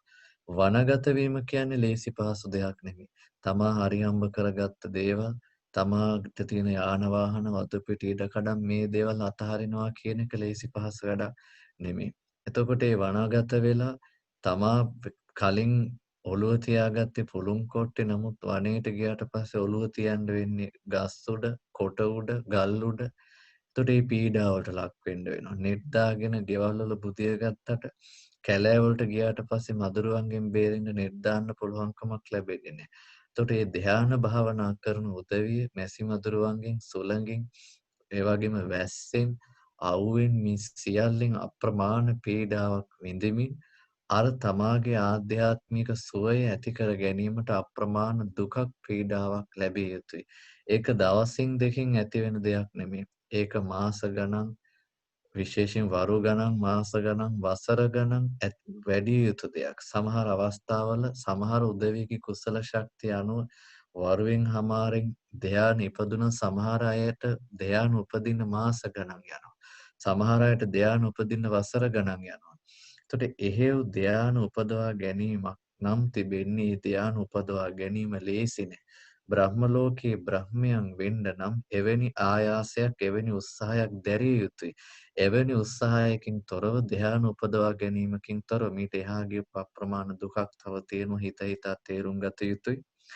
එවැනි ආයාසයක් අරගෙන ධ්‍යාන උපදවාගෙන බ්‍රහ්ම ලෝකේ යනවා නම් බ්‍රහ්ම ලෝකේ කොතරම් විශිෂ්ට වුණත් ඒ බ්‍රහ්මත්වයේ ලැබීමට හේතු වෙලා තිබෙන හේතුව කොතරම් දුක්ඛිතයිද කියලා බලපුවාම ඒ බ්‍රහ්ම ලෝකයේ තුලත් මතුවෙන්නේ තථාගතයන් වහන්සේ පෙන්වපු දුක්ඛාරය සත්‍ය ස්වභාවයමයි. ඒ නිසාම මේ සංකත ස්වභාවය හැටියට හඳුන්වන්නේ. මේ සංකත ස්වභාවය තුල ගැබ් වෙලා තිබෙන්නේම පීඩණයමයි. ආරම්භයේ පටන් අවසානය දක්වාම තිබෙන්නේ පින්වතුනි පීඩනයක්. අප්‍රමාණ දුකක්, වෙහෙසක්, පීඩාවක්. ඒ පීඩාවේ ප්‍රතිඵලය බ්‍රහ්ම ලෝකේ වුණාට නමුත් මේ පීඩාව කියලා කියන්නේ දුක්ඛාරය සත්‍යයට අයිති දෙයක්. ඒ හේතු සකස් වීම කියලා කියන්නේ දුක්ඛාරය සත්‍යයට අයිති වෙන දෙයක්. මේ කෙටියෙන් බොහොම කෙටියෙන් මේ සාකච්ඡා කළේ. ඊළඟට අපි මේ බ්‍රහ්ම ලෝකයේ තියෙන ਸੰతాප ස්වභාවය කුමක්ද කියලා අපි කල්පනා කරොත් හැම මොහොතකම දැවීම බ්‍රහ්ම ලෝකයේ තියෙන දැවීම මොනවද? ගින්දරෙන් දැවීමක් බ්‍රහ්ම ලෝකේ නෑ. ඊළඟට වසවිස වලින් පීඩා වීමක් බ්‍රහ්ම ලෝකේ නෑ. කණ්ඩ නැතුව පීඩා වීමක් බ්‍රහ්ම ලෝකේ නෑ. එහෙම පීඩාවක්, එහෙම දුකක්, එහෙම දැවීමක් බ්‍රහ්ම ලෝකේ දකින්න ලැබෙන්නේ නැත්තා. ධානා සුඛයෙන් ප්‍රීති සුවයෙන් වාසය කරන බ්‍රහ්මයෝ නම් ඉන්නේ මොකක්ද මේ දැවීමක් ගැන කතා කරන්නේ. භාග්‍යතුන් වහන්සේගේ දහම තුල දැවීම වනාහි රාගයෙන් දැවීමයි, ද්වේෂයෙන් දැවීමයි, මෝහයෙන් දැවීමයි. විශේෂයෙන් බ්‍රහ්ම ලෝකවලදී රාග දේශ ආදිය විතාමත් උග්‍ර ලෙස පේන්ට නොතිබුණත් බොහෝ වෙලාවට මෝහයෙන් අන්ධ වූ ලෝකයක් හැටියට බ්‍රහ්ම ලෝක සලකන්න පුළුවන්. මොකද මේ ලෝකේ මේ මිත්‍යා දෘෂ්ටික ආගම් බහුතරයක් බිහි වෙලා තිබෙන්නේ මේ මාන්නෙන් උදුම්මා ගත්ත විවිධ බ්‍රහ්මයන්ගේ ස්වરૂපයන් නිසා. මොකද බුදුරජාණන් වහන්සේ වදාලා සමහර බ්‍රහ්මයෝ ඔය හිස් වෙච්ච විමානවල පහළ වෙනවා. හිස් වෙච්ච විමානවල පහළ වුණාම ඒ බ්‍රහ්මයෝ කාලයක් යද්දි කල්පනා කරනවා අනේ මේ විමානේ මම ඉන්න මේ විමානයේ තවත් බ්‍රහ්මයෙක් පහළ වුණොත් මට හිතවත්ව ජීවත් වෙන්න පුළුවන් කෙනෙක් පහළ වුණොත් ගොඩක් හොඳයි කියලා කල්පනා කරනවා. ඔහොම කල්පනා කර කර ඉන්නකොට ඉහළ බ්‍රහ්ම ලෝක වලින් තමාගේ ධාන ශක්තියෙන් පිරිහිච්ච බ්‍රහ්මී ඔය හිස් වෙච්ච විමානයේ ඉපදිනවා. ඉපදුනහම අර කලින් බ්‍රහ්මයා කල්පනා කරනවා මේ මම හිතපු නිසා තමයි මේ පුද්ගලයා මේකේ පහළ වුනේ. එයා ගාවට ගිහිල්ලා කියන ඔබ මා ඉදිරියේ පහළ වුනේ මම ඔබ පහළ වෙන්න කලින් හිතුවා මට තවත් කෙනෙක් හිටියොත් හොඳයි කියලා. අන්නේ සිතුවිල්ලේ ප්‍රතිඵලයක් හැටියටයි ඔබ මෙහි පහළ වුනේ. එතකොට ඔබගේ මැවුම්කරුවා මමයි කියලා බ්‍රහ්ම ලෝකේ ඉඳගෙන සමහර බ්‍රහ්මයෝ පසුව පහළ වෙන බ්‍රහ්මයන්ව නොමග යවනවා. එතකොට බුදුරජාණන් වහන්සේ වදාළේ පසුව පහළ වෙන සමහර බ්‍රහ්මයන්ගේ ආයුෂ අඩුයි. එතකොට ඒ අය මේ හිස් වෙච්ච විමාන වලින් චුත වෙලා මනුස්ස ලෝකේ ඉපදෙනවා. මනුස්ස ලෝකේ ඉපදුනහම පෙර පුරුද්ද අනුව යාලා ධ්‍යාන භාවනාව වලට යොමු වෙනවා. සිත සමාධිමත් කරගන්නවා. පෙර ජාති සිහි කරන්න හිත යොදවනකොට එයාට පේන්න ගන්නවා පෙර ජීවිතේ එයා බ්‍රහ්මේ. ඒ බ්‍රහ්මයෙක් වෙලා ඉපදලා හිටපු තැන තමාට වඩා බලවත් බ්‍රහ්මයෙක් දීර්ඝායුෂ තියෙන බ්‍රහ්මයෙක් ඉන්න බව පේනවා. එතකොට එයා කියන කතාවත් පේනවා. මම තමයි ඔබව මැව්වේ. එතකොට මෙයා මනුස්ස ලෝකේ ඉඳන් වැටහීමක් ඇති කරගන්නවා. එතකොට මම බ්‍රහ්ම ලෝකේ පහළ වුණේ අර කලින් හිටපු බ්‍රහ්මයාගේ සිතුවිල්ලකට අනුව. එතකොට මාගේ මැවුම් කරුවා ඔහුයි. ඒ මැවුම් කරුවාට අනුකූලවයි මම බ්‍රහ්ම ලෝකේ පහළ වුණේ. එතනින් චුත වෙලා මම මිනිස්සෙක් වුණා. එතකොට මේ සමස්ත ලෝක ප්‍රජාවම ඒ මහා බ්‍රහ්මයාගේ මැවීමක්මයි කියලා මේ මැවීම තුල බැස ගන්නවා. ඊළඟට ලෝකයට පණිවිඩයක් ගෙනියනවා. මම සත්‍යයක් මේ කියන්නේ මම දැක්ක මගේ කලින් මහා බ්‍රහ්මයා. එයා තමයි මාව මැව්වේ. ඒ නිසා නුඹලත් මේ මහා බ්‍රහ්මයාගේ මැවීමක්මයි ආදි වශයෙන් මැවුම් ආදී සමාජගත කරනවා. එතන මේ ඔක්කොම පින්වතුනි මේ නොමග ගියපු බ්‍රහ්මයන්ගේ හිත් මේ නොමග ගියපු ක්‍රියාවන් නොමග ගියපු සිතුවිලි බ්‍රහ්මජාල සූත්‍රයේ කියවනකොට මේ නොමග ගියපු බ්‍රහ්මියෝ කරපු විකාර අපිට හොඳට දැක ගන්න පුළුවන්කම ලැබෙනවා. ඔබ කියවලා බලන්න. බ්‍රහ්මතජ්ජනීය සූත්‍රයේ මජ්ක්‍ධිම නිකායේ තිබෙන ඒ බ්‍රහ්ම තජ්ජනීය කියන සූත්‍රයේ මේ බ්‍රහ්ම පාර මට මතක නෑ බ්‍රහ්මතජ්ජනී නෙමෙයි ලස්සන සූත්‍ර දේශනාවක් මාරතජ්ජනී සූත්‍රයට පිටිපස්සෙන් තියෙන මේ සූත්‍රය. බක බ්‍රහ්මයන් පිළිබඳව සඳහන් වෙන සූත්‍රය නම පොඩ්ඩක් වෙනස් පොඩ්ඩක් හොයලා බලන්න මාරතජ්ජනී සූත්‍රයට පස්සේ තියෙන සූත්‍රයේ මතක හැටියට ඒ උතුම් සූත්‍ර දේශනාව ඉතාමත් පැහැදිලි නොමග ගියපු බ්‍රහ්මයෙක් බක බ්‍රහ්මයා පිළිබඳව. ඒ බක බ්‍රහ්මයා හිතනවා එයා තමයි ලෝකේ පාලකයා. එයා තමයි ලෝකේ මැවුම් කරුවා. එයාට වඩා බලවතෙක් මේ ලෝකේ නැමී ආදි වශයෙන් මේ මෝහයෙන් මුලා වෙච්ච බ්‍රහ්මයෝ තමයි බ්‍රහ්ම ලෝකේ බොහෝ වෙලාවට ඉන්නේ. මාර්ගඵල නොලාභී විවිධ ධ්‍යාන ඔස්සේ ඉපදිච්ච බොහෝ බ්‍රහ්මයෝ දීර්ඝාෂ සම්පත් නිසා උද්ධාවයට පත් වෙන. ඒකට හොඳ උදාහරණයක් තමයි මේ මනුස්ස ලෝකයේ තුල ඔබ හොඳට බලන්න. අවුරුද්දක් දෙකක් ධනයක් බලයක් මොන හරි තාන්න මාන්න කීර්ති ප්‍රශංසා හම්බෙනකොට අවුරුද්දක් දෙකක් යන්න ඕනෙත් නේ මාසයක් දෙකක් යනකොට කොච්චර මේ මිනිස්සු උද්දච්ච වෙනවද කියලා. බලය හම්බුනාම අසරණ මිනිස්සු අමතක කරලා දාන උදව් කරපු මිනිස්සු අමතක කරලා දානවා. දේශපාලඥයෙකුට හොඳම උදාහරණයක්. ඒතර මේ අවුරුද්දක් දෙකක් මාසයක් දෙකක් මේ විදිහට යමක් ලැබෙනකොට මෙච්චර ඉක්මනට මිනිස්සුන්ට මුල අමතක වෙනවා නම් බ්‍රහ්ම ලෝකයේ කල්ප ගණන් දීර්ඝාෂ සම්පත් විඳින මේ බ්‍රහ්මයන්ට තමා පිළිබඳව මමත්වයක් ඇති වෙන එක තමා පිළිබඳව අහංකාරකමක් ඇති වෙන එක සාමාන්‍ය දෙයක්. ඒතකොට බුදුරජාණන් වහන්සේ වදාළ මේ සන්තාප දුක්ඛය කියලා කියන්නේ පින්වත්නි සන්තාප ස්වභාවය කියලා කියන්නේ මේ දැවීම. මේක මහා අවුලක්නේ මහා එපා කරපු දෙයක්නේ. මානස තුල නිකන් මේ හිතලු මවාගෙන බොරු මවාගෙන මමයි රජා ආදී වශයෙන් සංකල්ප උපදවාගෙන මේ විවිධ කෙලෙස් හිතවිලි වල ජීවත් වෙන එක මහා වදයක්නේ. එතකොට අන්නේ ඒ ස්වභාවය ඒ කෙලෙස් විවිධාකාර මෝහ සිතුවිලි වලට ගැතිකම් කර කර මේ මෝහයන්ගෙන් පීඩිතව ජීවත් වෙන යම් ස්වභාවයක් වෙත්නම් පින්වතුනි ඒ දැවීමේ පීඩාවේ කෙලෙස් වසඟයට පත්වීමයි භාග්‍යතුන් වහන්සේගේ දහම තුළ සන්තාප දුක්ඛය කියලා අපිට හඳුනා ගන්නට පුළුවන්කම ලැබෙන්නේ. විපරිණාම දුක්ඛය කියලා කියන්නේ පින්වතුනි ඒ බ්‍රහ්ම ලෝකයේ දීර්ඝාෂ සම්පත් කොච්චර තිබ්බත් ඒක හේතුඵල ධමයක් නම් සංකත ස්වභාවයක් නම් තිබෙන්නේ අනිවාර්යයෙන්ම ඔය ප්‍රතිඵලය හේතුවේ බලය අහිමි වීමත් සමග අහෝසි වීමත් සමගම සම්පූර්ණයෙන්ම වහින් චුත වෙලා යනවා. මේ ජීවිතේ බ්‍රහ්ම ලෝකයේ ඉපදිච්චයි ඊළඟ ජීවිතේ කුණ කට්ටෙක් පෙරේතෙක් පිසාචයෙක් සමාජයට මිනිස්සෙක් දෙවියෙක් කියලා උප්පත්තිය ලබන්න පුළුවන්. අනිත්‍ය වූ වෙනස් වන ස්වરૂපයෙන් යුක්ත වූ හේතුඵල ධමයකට අයිති වූ ලෝකයක් තමයි බ්‍රහ්ම ලෝකය කියලා කියන්නේ. ඒතකොට බ්‍රහ්ම ලෝකේ ජීවත් වෙන කිසිවෙක් සදාකාලික සුවයක් ලවපය නෙමේ తాවකාලිකව ගිහිල්ලා ඉපදිච්ච පිරිසක්. ඒතකොට එවැනි උපතක් ලැබූ යම් ස්වභාවයක් වෙත්නම් මේ ජීවිතේ බ්‍රහ්මීකව ඉපදී ඊළඟ ජීවිතේ ඊට වඩා පහත් උච්ච තැන්වල ඉපදෙන්න සිද්ධ වෙනවා නම් ඒ සිද්ධ වෙන්න සිදු වෙන්නේම මේ විපරිණාම ස්වභාවය නිසාමයි එය දුක්ඛාරී සත්‍යයට අයිති දෙයක්මයි මේ විදියට පින්වතුනි මේ පීඩන සංකත ਸੰతాප සහ විපරිණාම ස්වභාවයෙන් බ්‍රහ්ම ලෝකයේ පිරීලා තිබෙන නිසා ඒ බ්‍රහ්ම ලෝකයේ තුලත් අපිට අත්දකින්න ලැබෙන දුක්ඛාරී සත්‍යමයි දිව්‍ය ලෝකෙට ඇවිල්ලා බැලුවත් පින්වතුනි ඔය ටිකමයි. දිව්‍ය ලෝකයේ කියලා කියන්නේ සංකතෝ ස්වභාවයක්.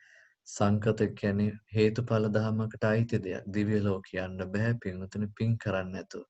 පිනකින් තොරව බලවත් කුසලයන්ගෙන් තොරව ඔය සාදිව්‍ය ලෝකයන්ගේ උපතක් කියන එකක් කවදාවත් ලබන්න පුළුවන්කමක් ලැබෙන්නේ.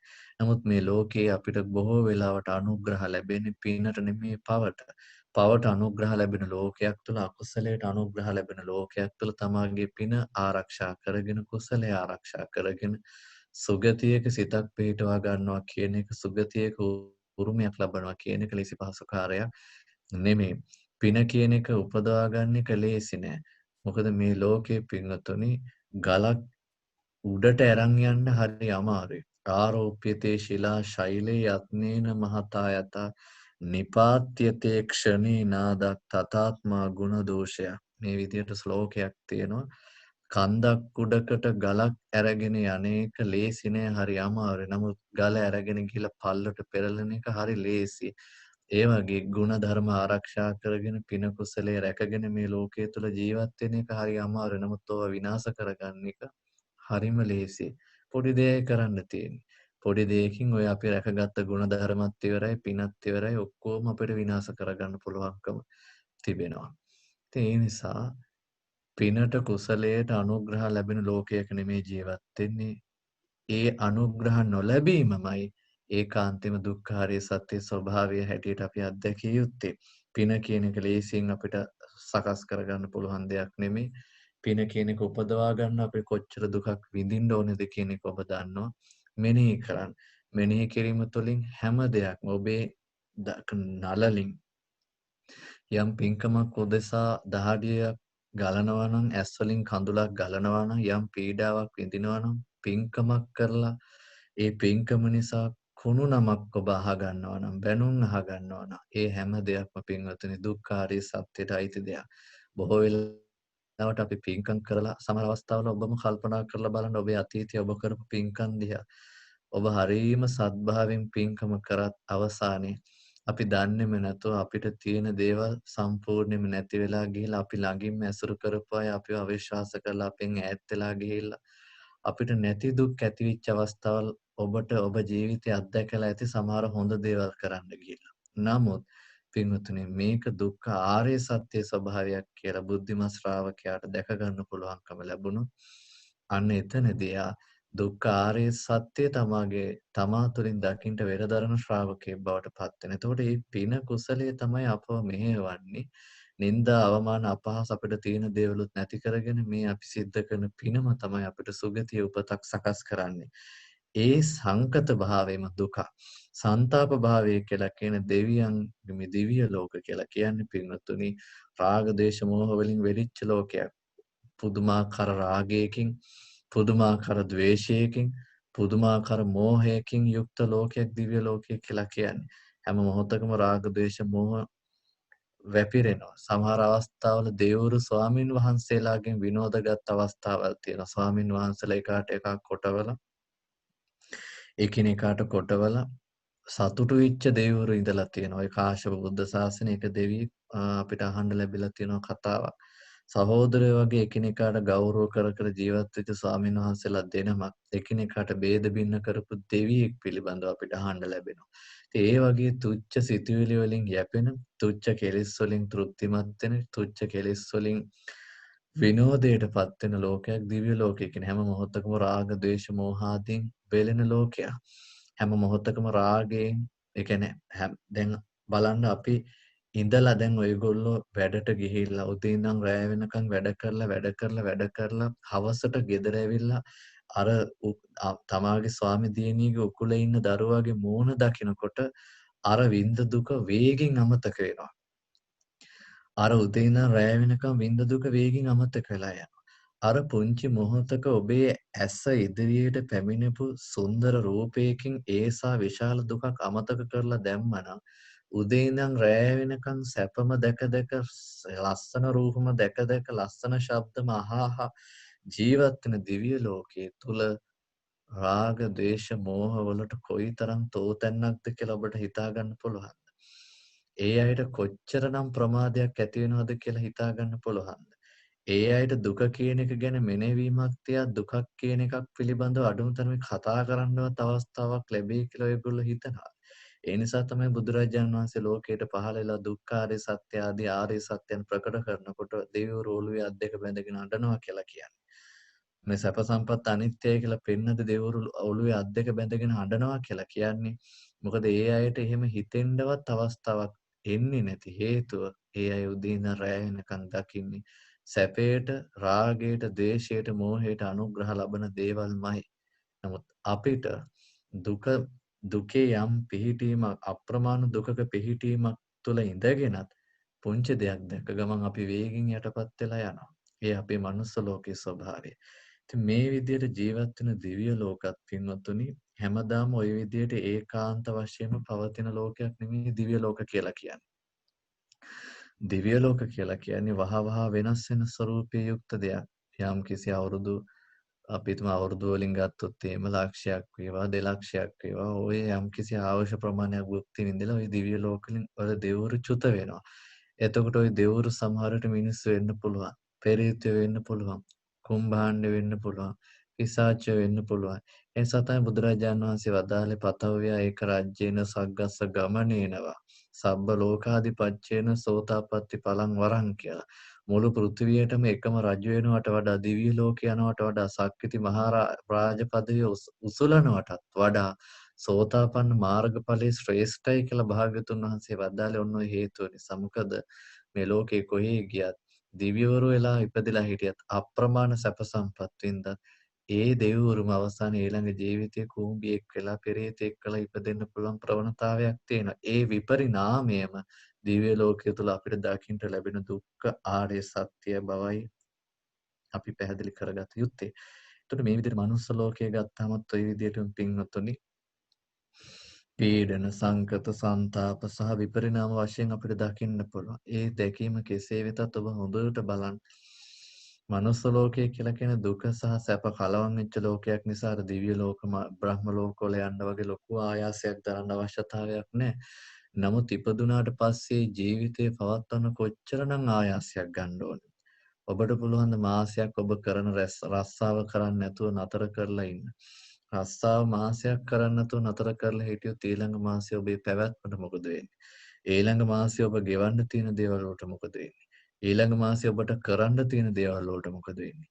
ලොකු බාධාවක්. මනුස්ස ලෝකයට එන එක දිව්‍ය ලෝක බ්‍රහ්ම ලෝක වලට අනේක තරම් අමාරු නොවුනත් මනුස්ස ලෝකයට ආවට පස්සේ ඒ මිනිස්සෙක් හැටියට පවතින එක හරි අමාරුයි. මොකද කුසට ආහාර නිකන් එන්නේ නැහැ. අතට මුදල් නිකන් එන්නේ නැහැ. අපි වටේට තියෙන ගෙවතු වතු පිටි ඉඩකඩම් මේ දේවල් බලන් හිටියට සුද්ධ වෙන්නේ නැහැ.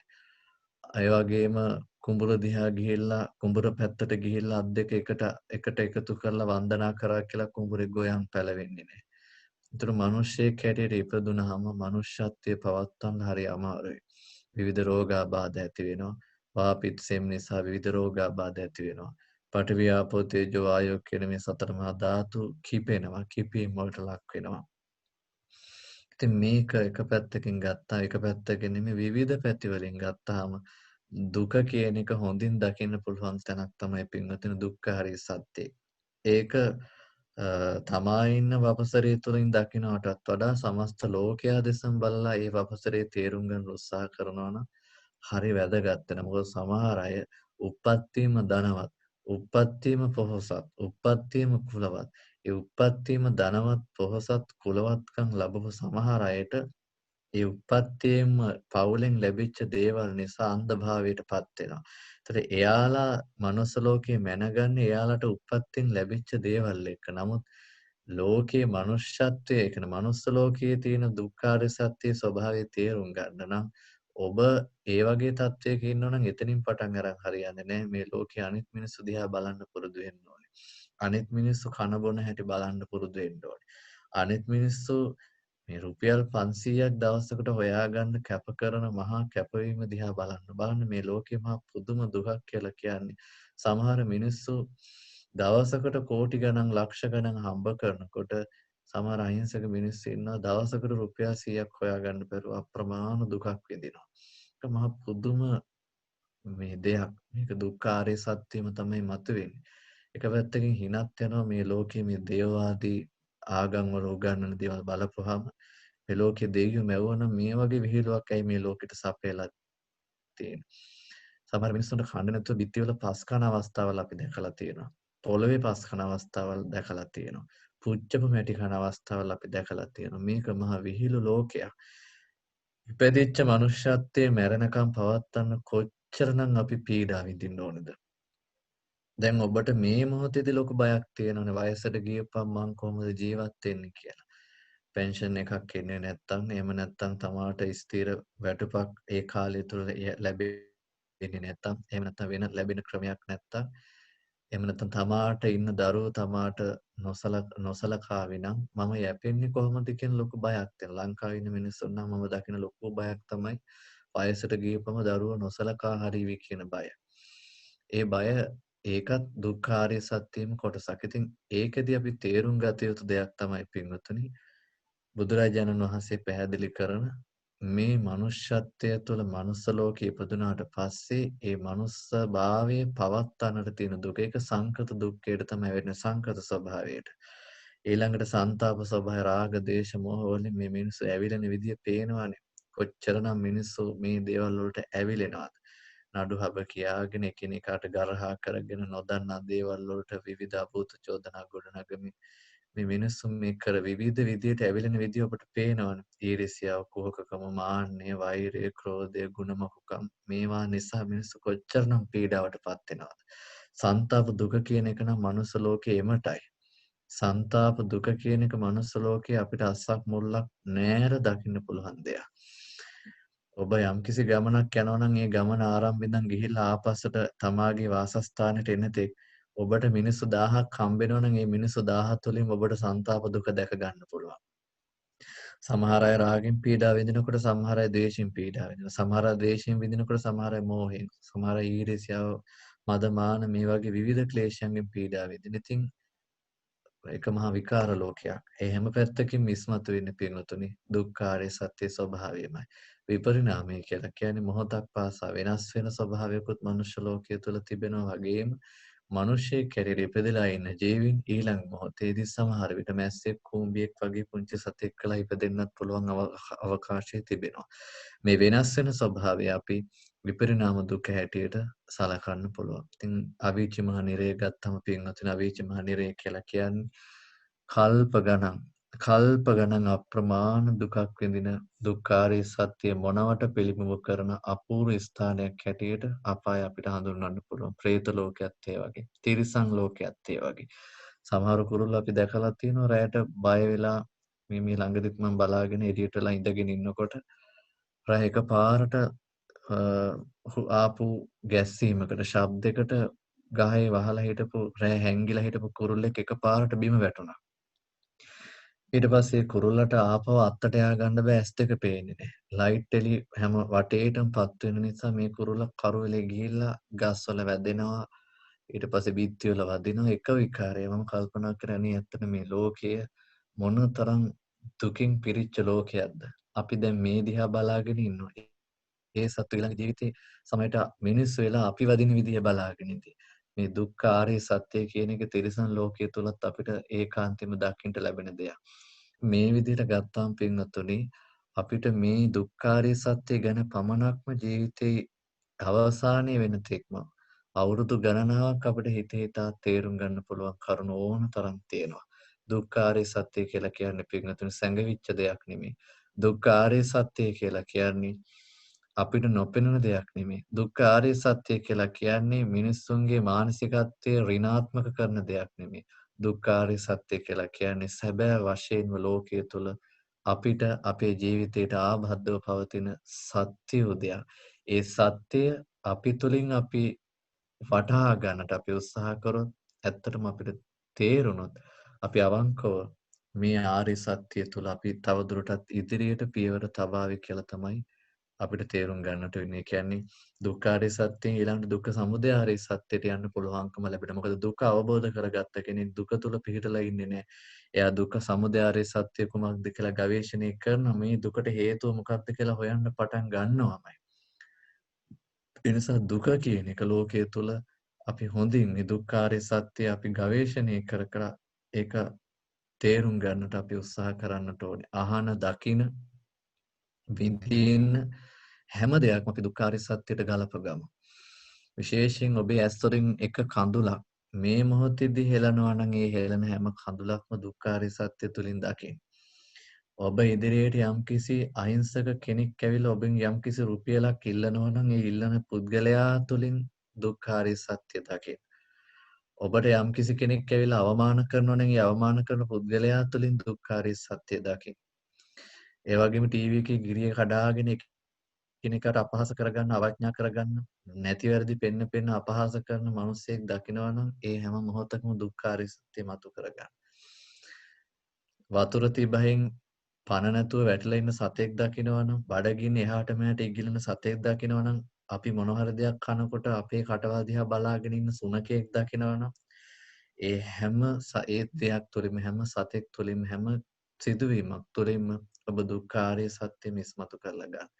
මේ මුළු මහත් ලෝකෙම පින්වතුනි එහෙම බලනකොට දුක්ඛාරය සත්‍ය කේන්ද්‍ර කොටගෙන පවතින බව ඔබට තේරෙයි. මේ දුක තිබෙන්නේ මේ දුක්ඛ ආර්ය සත්‍ය ඒකාන්තෙම සත්‍යයක්. මේ දුක තිබෙන්නේ අවබෝධ කරන්නයි.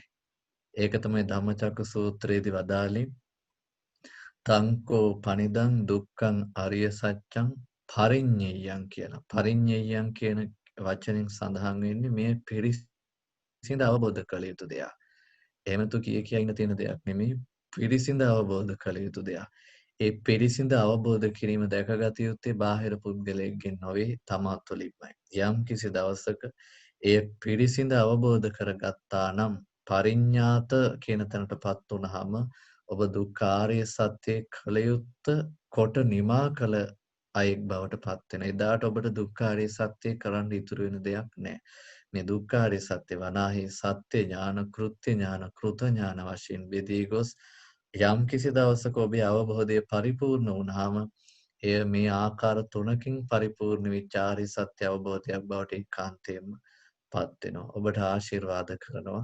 බොහොම සංක්ෂිප්තයෙන් විග්‍රහ කරන්නට යෙදුන මේ දුක්ඛාරය සත්‍ය විග්‍රහය තුළින් ඔබට ඔබේ ජීවිතයේ අත්විඳින අත්දකින සියල්ලම දුක්ඛාරය සත්‍යයට ගලප ඒ පිරිසිඳ අවබෝධ කරගෙන අනෙකුත් ආර්ය සත්‍යයන්ටත් ගලපා මේ උතුම් චතුරාර්ය සත්‍ය ධර්මය අවබෝධ කොටගෙන සංසාරික දුක් වලින් අත මිදී ලබන උත්තරීතර විමුක්තිය සාධනය කර ගැනීම පිණිස මේ උතුම් ධර්ම දේශනාව විවහල් වේවා කියලා මෛත්‍රී සිතින් ප්‍රාර්ථනා කරනවා. මේ රැස් කරගත්තා වූ සියලුම පුණ්‍ය ඵලයන් සියලු දෙවියන්ට බ්‍රහ්මයන්ට පින් කැමති සියලු සත්වයින්ට අනුමෝදන් කරනවා. අනුමෝදන් වේවා. ඒ සියලු සත්වය මේ පින් අනුමෝදන්ව ආර්ය සත්‍ය ධර්මයන් අවබෝධ කරගනිත්වා. විශේෂයෙන් අද දිනේදී මේ මංගල අවස්ථාවට වැඩම කොට වදාළ සහ මේ උතුම් මංගල අවස්ථාව සංවිධානය කිරීමේදී උරදීලා කටයුතු කරන විශේෂයෙන් අපගේ පින්වත් රාජකීය පඬිත ඉන්දුරුහේනේ ධම්මදේව අපගේ පඬිත හාමුදුරන් වහන්සේ වර ප්‍රමුඛ. ඒ වගේම අපේ පඤ්ඤාසාර පඬිත හාමුදුරන් වහන්සේ ආදී වශයෙන් අපේ තුසිත මහත්මාණන් ගෞරවනීය ස්වාමින් වහන්සේලා කීප නමකගේම නම් සිහිපත් කරන්නට යෙදුණා. ඒ සියලුම ගෞරවනීය ස්වාමින් වහන්සේලාට මේ උතුම් පින අනුමෝදන් කරන ඔබ වහන්සේලා මේ ගත්ත පියවර විශිෂ්ට වූ පියවරක්, උත්තරීතර පියවරක්. ඒක බොහෝ දෙනාගේ ප්‍රසාදයේ පිණිසත්, බොහෝ දෙනාගේ සද්ධර්ම අවබෝධයේ පිණිසත්, බොහෝ දෙනාගේ ශාන්තිය පිණිසත්, දෙවි මිනිසුන්ගේ යහපත පිණිසත්, මේ උතුම් ධර්මයාගේ චිරස්ථිතිය පිණිසත් ඒකාන්තයෙන්ම පවතිනවා. අපි ආශිර්වාද කරනවා, ප්‍රාර්ථනා කරන ඔබ වහන්සේලා මේ ගත් වෑයම තවදුරටත් සාර්ථක වේවා. කායික සුවය, මානසික සුවය සැලසේවා. ආධ්‍යාත්මීය දියුණුව සැලසේවා. කල්යාණ මිත්‍රාශ්‍රය ලැබේවා. ධර්මානුධර්ම ප්‍රතිපත්තීන් ශක්තිමත් වේවා. ප්‍රාර්ථනීය බෝධියකින් උතුම් නිවනින් නිවෙත්වා කියන ප්‍රාර්ථනය සිද්ධ කරනු ලබනවා. ඒ වගේම මේ අවස්ථාවට සහභාගී වෙන මෙහෙයවීම් කටයුතු සිද්ධ කරපු අපේ පින්වත් ධර්මයේ කිරීම යෙදී වාසය කරන ධර්මයේ ලියා ලෝකයාව සැනසීම කරා පමුණවන අපේ පින්වත් තුසිත රාජපක්ෂ අපේ පින්වත් මහත්මාණන්, ඒ වගේම මේ කල්යාණ මිත්‍ර සමාගමට සහභාගී වෙන දෙස් විදේශී සියලුම පින්වතුන්ටත් මේ අත්‍යුදාරතර කුසල ශක්තියෙන් ඥාන භාවය තුලින් දුක දුරු වේවා, සොම්නස ළඟා වේවා, දුම්නස් බැහැර වේවා. ඔබ හැම දිනාටම කායික සුවය, මානසික සුවය සැලසේවා. ඔබේ දරුවන් සහිත සියලු දෙනාටම නිදුක් නිරෝගී චිරජීවනය ලැබේවා. විශේෂයෙන් ඔබ කරන ව්‍යාපාර කටයුතු, ගවිතැන්පත්, ඒ වගේම දරුවන්ගේ අධ්‍යාපන කටයුතු රැකිරක්ෂා මේ සියල්ල දිනෙන් දින දියුණු තියුණු වේවා. අප වෙහිරේ වැඩ වාසය කරන සියලු ධාතුන් වහන්සේලාගේ ආශිර්වාදය, පෞරාණික ප්‍රතිමා වහන්සේගේ ආශිර්වාදය වේවා. ශ්‍රී දළදා වහන්සේගේ පිහිට, ශ්‍රී මහා බෝධි පිහිට නිරතුරුවම ලැබේවා. මෙලොව සැනසේවා, පරලොව සැනසේවා. කෙලවර උතුම් චතුරාර්ය සත්‍ය ධර්මය අවබෝධ කොටගෙන උතුම් නිවනින් නිවෙන්නට මේ උතුම් ආර්ය සත්‍ය දේශනාවන් ඔබට හේතු ආසනා වේවා කියලා මෛත්‍රී පූර්වක ප්‍රාර්ථනා කරනවා. සාදු සාදු සාදු. ආකාසට්ඨා ච බුම්මට්ඨා දේවා නාග මහිද්దికා පුඤ්ඤන්තං අනුමෝදිත්වා චිරං රක්ඛන්තු සම්බුද්ධ ශාසනං. ආකාසට්ඨා ච බුම්මට්ඨා දේවා නාග මහිද්దికා පුඤ්ඤන්තං අනුමෝදිත්වා චිරං රක්ඛන්තු සම්බුද්ධ දේශනා. ආකාසට්ඨා ච බුම්මට්ඨා දේවා නාග මහිද්దికා පුඤ්ඤන්තං අනුමෝදිත්වා චිරං රක්ඛන්තු සම්බුද්ධ ශාවකා. දේවෝ වස්සතු කාලේන සස්ස සම්පත්ති හෝතු ච පීතෝ භවතු ලෝකෝ ච රාජා භවතු ධම්මිකෝ. සබ්බීතියෝ විවජ්ජන්තු සබ්බ රෝගෝ විනස්සතු මාතේ භවත්වන්තරායෝ සුඛී දීඝායුකෝ භව. අභිවාදන සීලිස්ස නිච්ඡං වද්ධාපචායිනෝ චත්තාරෝ ධම්මා වඩ්ඩන්ති ආයුවන්නෝ සුඛං බලං ආයුරාරෝග්‍ය සම්පatti සග්ග සම්පatti මේවච අතෝ නිබ්බාන සම්පatti ඉමිනාතේ සමිජ්ජතෝ. බුද්ධ ආදී රත්නත්‍රයාගේ අනුභාවයෙන් මේ අවස්ථාවට සහභාගී වන ගිහි පැවිදි ඔබ සියලු දෙනාටම සිතක් ශාන්තියක් සැනසීමක්ම වේවා. තෙරුවන් සරණයි.